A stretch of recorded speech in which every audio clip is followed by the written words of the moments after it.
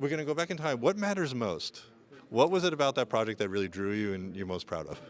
I was brought onto that project by a producer that I'd done a couple of movies for, and she insisted that I meet the writer-director, who was Jane Cusimano. And in our interview, Jane explained to me that she had advanced breast cancer, and she only had about 3.5 months to live. And her husband liquidated some of his companies to raise the money to make this low-budget movie that would star their daughter, Polly.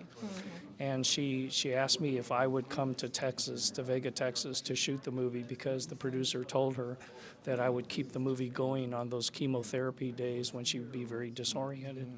And so I went to Vega and we shot the movie. Jane and I had a wonderful collaboration. And when we had finished, I had arranged for a friend of mine who was an editor to put together the movie. So very rapidly after filming was over, she could see the entire movie. Now, I had to go to Morocco to shoot a movie right after, and I gave my color timing notes to the lab. And a week into my being in Morocco, I got a call from Jane's husband saying that Jane had passed away.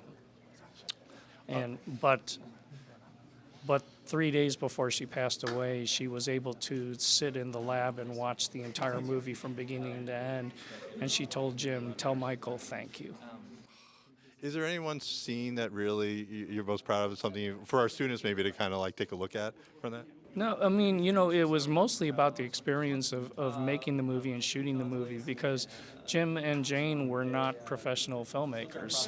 So it was like a mixture of making the movie and having an adventure. Like Jim always wanted to sit on a boom, a camera crane. So we put him on the camera crane and boomed him over this big field of cows and he took pictures and stuff. So it's those moments that I remember most.